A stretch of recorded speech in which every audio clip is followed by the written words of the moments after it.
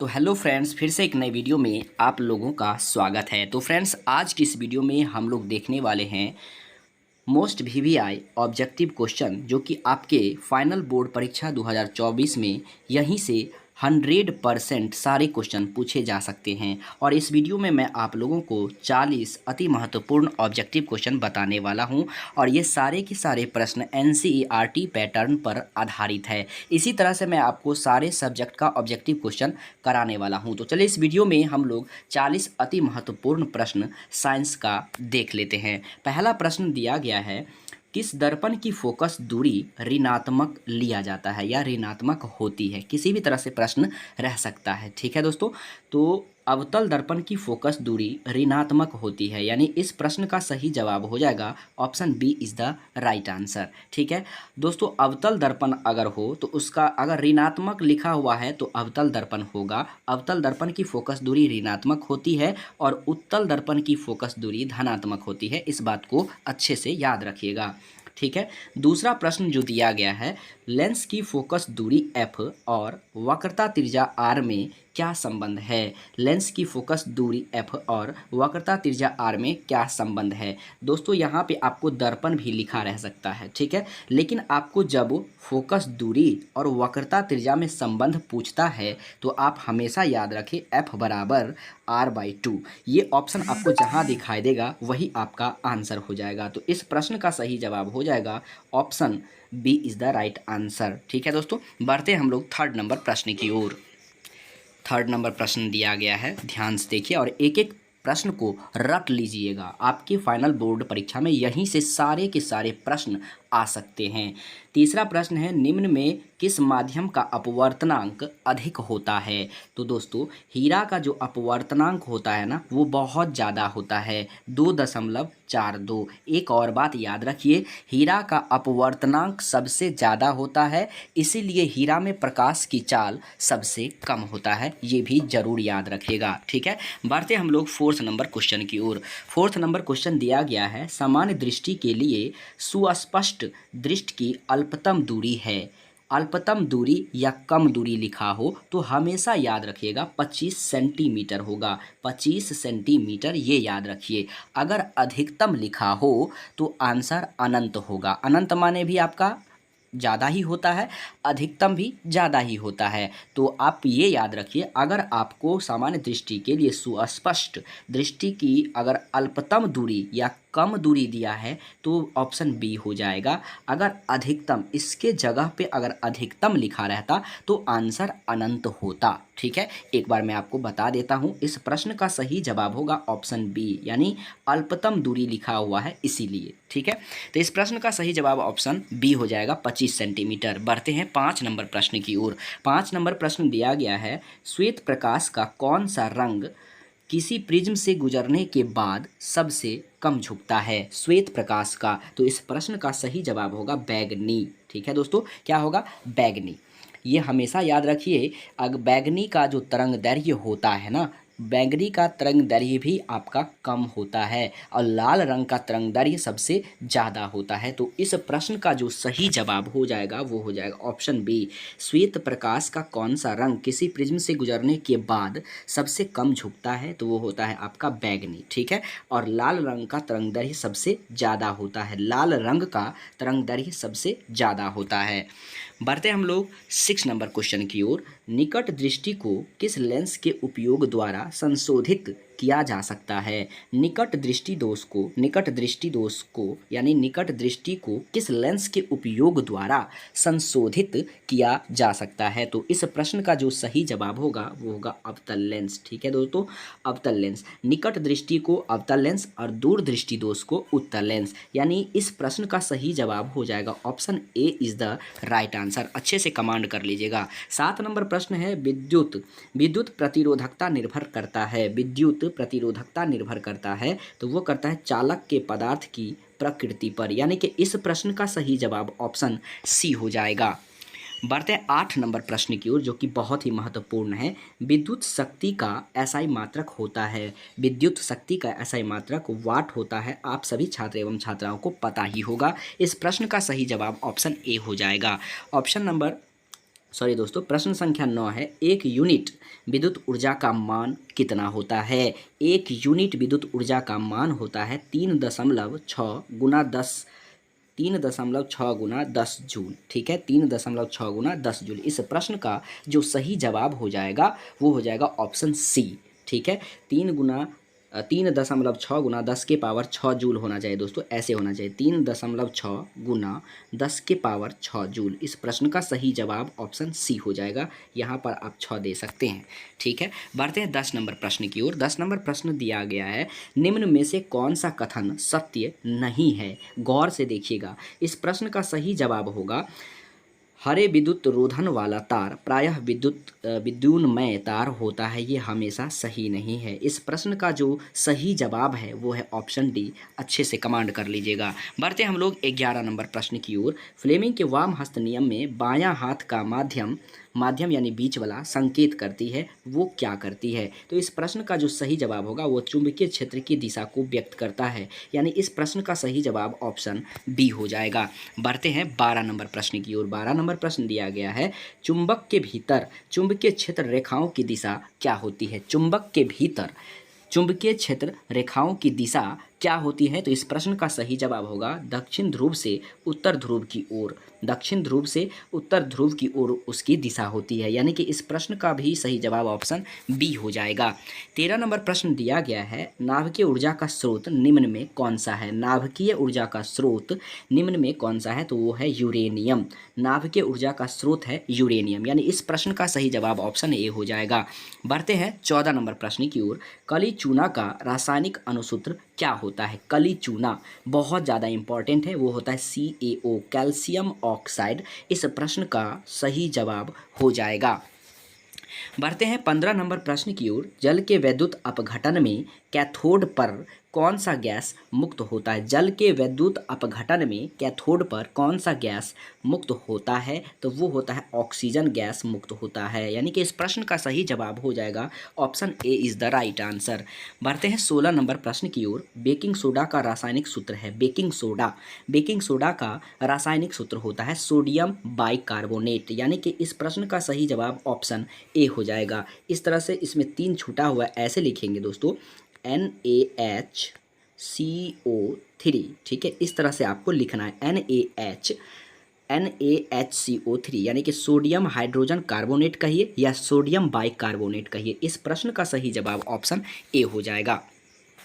17 number प्रश्न दिया गया है, कौन सा पदार्थ नीले लिटमस पत्र को लाल कर देता है? कौन सा पदार्थ नीले लिटमस पत्र को लाल कर देता है? तो इसके लिए ट्रिक बताता हूं दोस्तों, अनिल याद रखिए, ऐसा आपको कभी कन्फ्यूजन नहीं होगा। यानी अम्ल जो है ना वह नीले लिटमस पत्र को लाल कर देता है। यहाँ पूछा भी गया है, नीले लिटमस पत्र को लाल कर देता है कौन? तो अम्ल, यानी इस प्रश्न का सही जवाब होगा option A is the right answer. ठीक है, और इसका ठीक उल्टा हो जाएगा, क्षार, अनिल, अ से अम्ल हो गया, नी से नीला, लौ से लाल, यानी अम्ल जो है नीले लिटमस पत्र को लाल कर देता है। इस प्रश्न का सही जवाब हो जाएगा option A is the right answer. 18 number प्रश्न है, मिल्क ऑफ मैग्नीशिया का पीएच मान कितना होता है? मिल्क ऑफ मैग्नीशिया का पीएच मान होता है 10.5, यानी कि option D is the right answer. बढ़ते हैं 19 नंबर प्रश्न की ओर। निम्न में कौन सा अधातु चमकीला होता है? आप सभी छात्र एवं छात्राओं को पता ही होगा, आयोडीन जो होता है ना वो आपका चमकीला होता है। Option A is the right answer. 20 number प्रश्न है, निम्न में से कौन सा धातु अत्यधिक अभिक्रियाशील है? सबसे ज़्यादा क्रियाशील धातु का नाम बताइए। वो है आपका सोडियम। सोडियम जो है ना बहुत क्रियाशील धातु है, इसलिए इसे किरोसिन तेल में डुबा करके रखा जाता है, यानी कि इस प्रश्न का सही जवाब होगा option B is the right answer. 21 नंबर प्रश्न है, ऑक्सीजन परमाणु के बाह्यतम कक्षा में इलेक्ट्रॉन की संख्या कितनी होती है? ऑक्सीजन परमाणु के बाह्यतम कक्षा में इलेक्ट्रॉन की संख्या कितनी होती है? तो मैं आपको बता देता हूं दोस्तों, 6 होता है। कैसे होता है? तो देखिए, ऑक्सीजन का परमाणु संख्या होता है 8 और इसका इलेक्ट्रॉनिक विन्यास होता है 2 2 होता है, उसके बाद होता है आपका 6, यानी कि अंतिम कक्षा में 6 इलेक्ट्रॉन है। अगर आपको इलेक्ट्रॉनिक विन्यास निकालने नहीं आता है तो यूट्यूब में जाइएगा और सर्च करिएगा इलेक्ट्रॉनिक विन्यास बाय सूरज सर। मैंने उस पर एक ज़बरदस्त वीडियो बनाया है, उस पर 2 लाख से अधिक छात्र, 2.5 लाख से अधिक छात्रों ने उनको प्यार दिया है। तो आप लोग उस वीडियो को जाकर के ज़रूर देख सकते हैं अगर आपको इलेक्ट्रॉनिक विन्यास नहीं आता है तो। ठीक है, बढ़ते हैं 22 नंबर प्रश्न की ओर। ब्यूटेनोन एक कार्बनिक यौगिक है जिसका प्रकार्यात्मक समूह क्या है? ब्यूटेनोन जो है ना, एक प्रकार्यात्मक कार्बनिक यौगिक है जिसका प्रकार्यात्मक समूह क्या होगा? तो इस प्रश्न का सही जवाब होगा कीटोन होगा, यानी कि option C is the right answer. ये ऑर्गेनिक चैप्टर से लिया गया है। नाइट्रोजन के दो परमाणुओं के बीच कितने आबंध होते हैं? नाइट्रोजन के 2 परमाणुओं के बीच कितने आबंध होते हैं? तो इस प्रश्न का सही जवाब होगा त्रिआबंध। इस तरह से होता है दोस्तों। ये हुआ नाइट्रोजन का 2 परमाणु, और इस तरह से कहता है कितने आबंध होंगे? तो 1 2 3। आबंध का मतलब बॉन्ड होता है। ठीक है, तो 3 आबंध होंगे। बढ़ते हम लोग 25 नंबर प्रश्न की ओर। 24 नंबर प्रश्न जो है यहाँ पे छूट गया है, मैं आपको बता दूंगा क्या है। ठीक है, 25 नंबर प्रश्न देख लेते हैं। आधुनिक आवर्त सारणी में आवर्तों की संख्या कितनी होती है? आवर्तों की संख्या 7 होती है और वर्गों की संख्या 18 होती है, यानी इस प्रश्न का सही जवाब हो जाएगा option A is the right answer. 26 number प्रश्न दिया गया है। समूह में ऊपर से नीचे जाने पर परमाणु के आकार में क्या परिवर्तन होता है? तो इस प्रश्न का सही जवाब होगा परमाणु का जो आकार होता है वो बढ़ जाता है। ऊपर से नीचे आने पर परमाणु का आकार बढ़ जाता है, यानी कि option A is the right answer. 27 number प्रश्न है।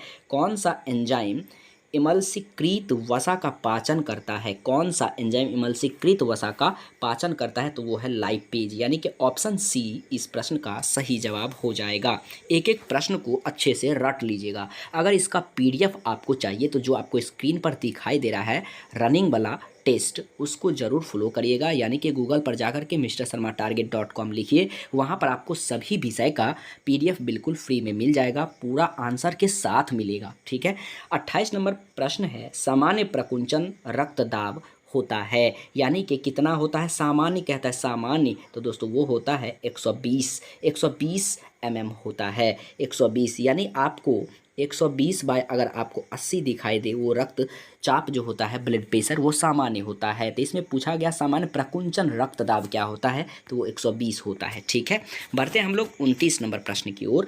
पत्तियों में प्रकाश संश्लेषण द्वारा बना भोजन पादप के अयभागों में किसके द्वारा भेजा जाता है? पादप के अयभागों में किसके द्वारा भेजा जाता है? तो वो होता है फ्लोएम के द्वारा। ठीक है, जाइलम और फ्लोएम अगर आपको समझ में नहीं आता तो आपको करना कुछ नहीं है, जाइलम और फ्लोएम को सर्च करना है, लिख देना है बाय सूरज सर, आपको इसका वीडियो मिल जाएगा। इस प्रश्न का सही जवाब हो जाएगा option B is the right answer. अच्छे से रट लीजिएगा, समझ लीजिएगा, याद कर लीजिएगा, छोड़ना नहीं है। उस पौधा का नाम बताए जो कलम द्वारा कायिक प्रवर्धन को प्रदर्शित करता है। उस वसा का नाम बताइए। इस प्रश्न का सही जवाब हो जाएगा गुलाब। उस पौधा का नाम बताइए जो कलम द्वारा कायिक प्रवर्धन को प्रदर्शित करता है, वो है गुलाब। Option B is the right answer. 31 number प्रश्न दिया गया है। कालाजार बीमारी, यानी कालाजार बीमारी जो होता है वह किस रोगजनक के कारण होता है? कालाजार बीमारी जो होता है वह किसके कारण होता है? तो लेशमानिया के कारण होता है, लेशमानिया, यानी कि option B is the right answer. 32 नंबर प्रश्न दिया गया है। निम्न में कौन सा द्विलिंगी पुष्प है? द्विलिंगी पुष्प निम्न में से कौन सा है? तो वो है आपका पपीता। इसमें द्विलिंग यानी कि स्त्रीलिंग और पुल्लिंग दोनों पाए जाते हैं पपीता में, यानी कि option C is the right answer. 33 नंबर प्रश्न है। मानव में घ्राणग्राही स्थित होता है। मानव में घ्राणग्राही स्थित होता है, वो होता है आपको कहाँ पर होता है? तो नाकों में होता है, यानी कि option B is the right answer. बहुत ही महत्वपूर्ण ऑब्जेक्टिव क्वेश्चन है, सारे प्रश्नों को अच्छे से रट लीजिएगा। हमारे शरीर की सभी ऐच्छिक क्रियाएं नियंत्रित होती है। हमारे शरीर की सभी ऐच्छिक क्रियाएं नियंत्रित होती है कहाँ से? तो प्रमस्तिष्क से, यानी कि ऑप्शन ए इस प्रश्न का बिल्कुल सही जवाब हो जाएगा। बढ़ते हैं 35 नंबर प्रश्न की ओर। जंतुओं में वृद्धि हार्मोन स्रावित होता है। जंतुओं में वृद्धि हार्मोन स्रावित होता है तो पीयूष ग्रंथि से, यानी कि इस प्रश्न का सही जवाब ऑप्शन ए हो जाएगा। बढ़ते हैं 36 नंबर प्रश्न की ओर। आनुवांशिकता का सिद्धांत किसने प्रतिपादित किया? आनुवांशिकता का सिद्धांत किसने प्रतिपादित किया? तो दोस्तों इस प्रश्न का जो सही जवाब हो जाएगा वो हो जाएगा मेंडल ने, यानी कि option A is the right answer. ये बहुत ही महत्वपूर्ण प्रश्न है, अच्छे से इसको देख लीजिएगा। 37 नंबर प्रश्न है, स्त्रियों में लिंग गुणसूत्र होते हैं, स्त्रियों में लिंग गुणसूत्र होते हैं एक्स एक्स, ये स्त्री में होता है, और एक्स वाई होता है किस में? तो पुरुष में। इसे भी आप जरूर याद रखिएगा, ठीक है। इस प्रश्न का सही जवाब हो जाएगा option B is the right answer, X X. स्त्री में कौन सा गुणसूत्र? तो एक्स एक्स होता है। 38 नंबर प्रश्न दिया गया है, निम्न में से कौन जैव निम्नीकरणीय कचरा है? निम्न में से कौन जैव निम्नीकरणीय कचरा है, यानी कि 38 नंबर जो प्रश्न है ना, 38 नंबर प्रश्न का जो सही जवाब हो जाएगा वो होगा टिश्यू पेपर, यानी कचरा जो है लेकिन टिश्यू पेपर। जैव निम्नीकरणीय कचरा कौन है? टिश्यू पेपर, यानी कि option D is the right answer. 39 number प्रश्न दिया गया है, आहार तथा पाइन किस राज्य की जल संग्रहण व्यवस्था है? आहार तथा पाइन किस राज्य की जल संग्रहण व्यवस्था है? तो वो है बिहार, यानी कि option D is the right answer. 40 number प्रश्न दिया गया है, 40 नंबर प्रश्न देखने के बाद जो मैं आपको महत्वपूर्ण जानकारी देने वाला हूं उसको सुन करके इस वीडियो को तब जा कर के आप बंद करेगा, लेकिन ये वीडियो आप लास्ट तक जरूर देखें। 40 नंबर प्रश्न के बाद मैं महत्वपूर्ण बातें बताने वाला हूं। 40 नंबर प्रश्न है, प्राकृतिक संसाधनों का प्रबंधन के लिए सबसे उपयुक्त विकल्प निम्न में कौन है? 40 नंबर प्रश्न जो है वो दिया गया है और इसका राइट आंसर होगा कम उपयोग, पुनः चक्रण, पुनः उपयोग, यानी कि इस प्रश्न का सही जवाब ऑप्शन डी हो जाएगा। ठीक है दोस्तों, अब महत्वपूर्ण बातें ये है दोस्तों कि आपको इसका पीडीएफ लेने के लिए आपको कहाँ पे जाना है? तो गूगल पर जाना है, सर्च करना है आपको mrsharmatarget.com, जो आपको स्क्रीन पर दिखाई दे रहा है, mrsharmatarget.com। यहाँ मैं स्पेलिंग भी बता देता हूँ, MRSHARMATARGET.com। अगर आप ये गूगल में सर्च करते हैं तो आपको क्या फ़ायदा होने वाला है वो समझिए। आपको ये फ़ायदा होने वाला है दोस्तों कि एक साथ आपको सभी सब्जेक्ट का ऑब्जेक्टिव क्वेश्चन बिल्कुल फ्री में मिलेगा, जो कि आपके फाइनल बोर्ड परीक्षा में बहुत ही प्रश्न यहीं से देखने को मिलेगा, टकरा जाएगा। उसके बाद सब्जेक्टिव प्रश्न जो है ना वो भी आपको चैप्टर वाइज मॉडल पेपर सारे सब्जेक्ट का मिल जाएगा बिल्कुल फ्री में, कहीं आपको कोई पे नहीं करना है, कुछ पैसा नहीं देना है। और साथ में आपको सबसे बड़ी सुविधा मिलने वाला है ऑनलाइन टेस्ट देने का। आप अगर सारे सब्जेक्ट का तैयारी करते हो तो कितना तैयारी आपके अंदर है वो आपको ऑनलाइन टेस्ट के जरिए पता चल जाएगा, जहाँ पर आपको रिजल्ट भी शो करेगा कि आपने कितना नंबर सही किया, कितना प्रश्न सही किया और कितना गलत किया, सारे प्रश्न का जवाब भी आपको मिल जाएगा। ठीक है, तो ऑनलाइन टेस्ट देना बहुत ज़रूरी है। तो गूगल पर जाइए और सर्च करिएगा mrsharmatarget.com।